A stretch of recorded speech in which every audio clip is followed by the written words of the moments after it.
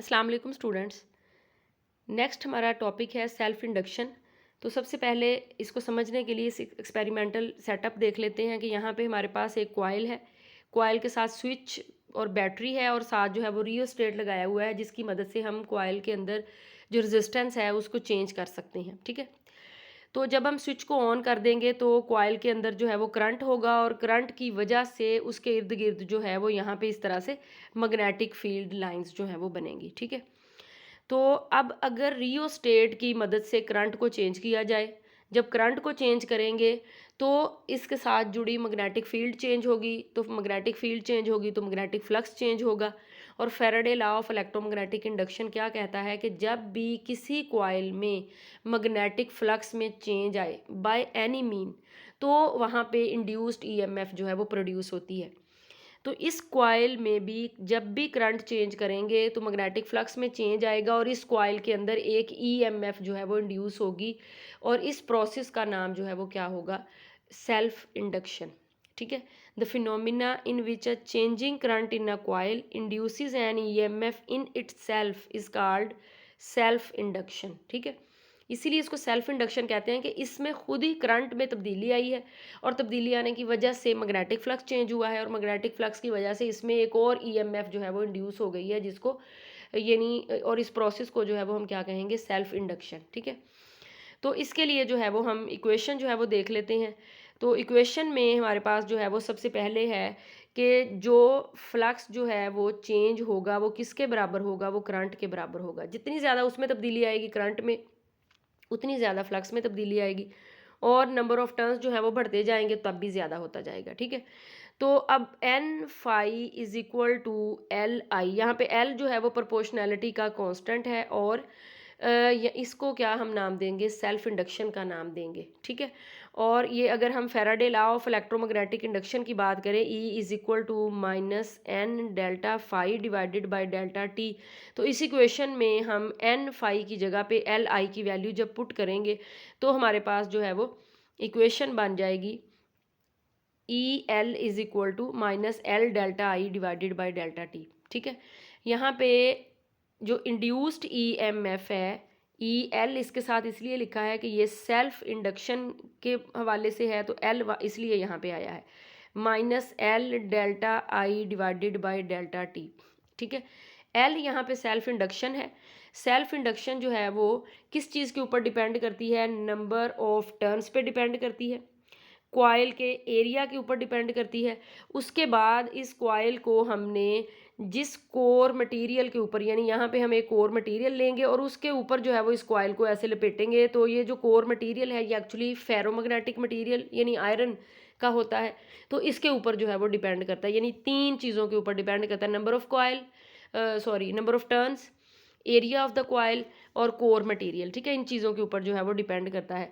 तो हमारे पास जो सेल्फ इंड्यूस्ड ईएमएफ है वो बराबर है minus L delta I divided by delta T. तो जो सेल्फ इंड्यूस्ड ईएमएफ है वो किसके बराबर है, rate of change of current के बराबर है। यहाँ से हम एल की वैल्यू जो है वो निकाल लेंगे और एल की वैल्यू को हम, यानी उसके बाद इसकी यूनिट की बात करेंगे, तो एल की वैल्यू यहाँ से हमारे पास आएगी E L divided by delta I divided by delta T. और यहाँ से अगर हम इसकी यूनिट की बात करें तो एल की यूनिट आती है वोल्ट सेकंड पर एम्पेयर और इसको कहते हैं Henry, volt second per ampere. Henry जो है, जैसे म्यूचुअल इंडक्शन में हमने पढ़ा था ना कि हेनरी इसकी यूनिट का नाम है, तो यहाँ पे भी इसका नाम जो है वो हेनरी है। ठीक है, तो 1 हेनरी सेल्फ इंडक्शन जो है वो कब होगी किसी कॉइल में, जब उसमें जो करंट में तब्दीली आ रही होगी वो होगी 1 एम्पेयर पर सेकंड और उसकी वजह से जो उसमें ईएमएफ इंड्यूस होगी वो 1 वोल्ट होगी।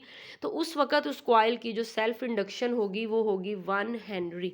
ठीक है, और उसके बाद अगर हम इस नेगेटिव साइन की बात करते हैं, ये जो हमारे पास ई एल की अगर हम बात करते हैं minus L delta I divided by delta T, तो एक्चुअली ये जो इसकी काज है ये उसको अपोज करता है, जैसे हमने लेंज़ेस लॉ में जो है वो पढ़ा हुआ है। यानी यहाँ भी जो सेल्फ इंडक्शन की वजह से जो इंड्यूस्ड ईएमएफ उस कॉइल के अंदर आई है वो अपनी काज को जो है वो अपोज करता है। ठीक है, यानी rate of change of current अगर उस अपोज इस तरह से है कि हमेशा डिक्रीज नहीं, लेकिन उसको अपोज आपने लेना है, ठीक है। जैसे जो हमें लेंज़ेज़ लॉ ने जो है वो हमें बताया हुआ है, उसके मुताबिक जो है वो हमने इस नेगेटिव साइन को एक्सप्लेन करना है। यानी जो ई एल अगर हम इसको लिखें minus L delta I divided by delta T, तो अगर rate of change of current में इंक्रीज हो रहा है delta I divided by delta T, अगर rate of change of current में इंक्रीज हो रहा है तो ये उसको डिक्रीज करने की कोशिश करेगी, जो इंड्यूस ईएमएफ होगी वो इस डायरेक्शन में होगी कि इसको डिक्रीज करे। और अगर रेट ऑफ चेंज ऑफ जो करंट है ये यानी डिक्रीज हो रहा है तो ये जो इंड्यूस ईएमएफ होगी ये उसको इंक्रीज करने की कोशिश करेगी। इस तरह से है कि अपोज करेगी, जो चेंज होगा उसको अपोज करेगी, ठीक है। तो इस लिहाज से अगर देखा जाए तो ये जो कॉइल जो है वो हम इस तरह की ये जो कॉइल यूज़ करते हैं इसको जो है वो हम इंडक्टर का नाम देते हैं, जिसकी सेल्फ इंडक्टेंस होती है एल। जैसे हम सर्किट जो है वो इस्तेमाल करते हैं पहले डीसी जो हमारे पास सर्किट होते हैं उसमें हम रेजिस्टेंस जो है वो इस्तेमाल करते हैं। तो बिल्कुल इसी तरह जो एसी सर्किट होते हैं उसमें हम जो काम डीसी सर्किट में रेजिस्टेंस करता है, बिल्कुल एसी सर्किट में वो काम जो है वो ये इंडक्टर करता है, जिसकी सेल्फ इंडक्टेंस जो है वो एल होती है, ठीक है। यानी ये एक तरह से वही यानी रोल प्ले करता है जो रेजिस्टेंस जो है वो, ये तो बड़ी यानी इसको इलेक्ट्रिकल सर्किट्स में जो है वो यूज़ किया जाता है। जैसे रेजिस्टेंस जो है वो करंट के अपोज यानी फंक्शन जो है वो प्ले करता है, बिल्कुल इसी तरह से अब आप इंडक्टर लगा देते हैं एसी में, एसी क्योंकि चेंज हो रहा होता है तो ये उस चेंज को जो है वो अपोज करता है। तो इसलिए हम ये कह सकते हैं कि डीसी सर्किट में जो काम रजिस्टर कर रहा होता है एसी में वही इंडक्टर जो है वो कर रहा होता है, ठीक है। तो मज़ीद जो है वो जब हम एनर्जी स्टोर वाला पढ़ेंगे तो उसमें भी हम इसको मज़ीद जो है वो फिर डिस्कस करेंगे, ठीक है। तो कोई पॉइंट जो है वो अगर आपको ना समझ आया हो तो आप फिर पूछ सकते हैं। अल्लाह हाफिज़।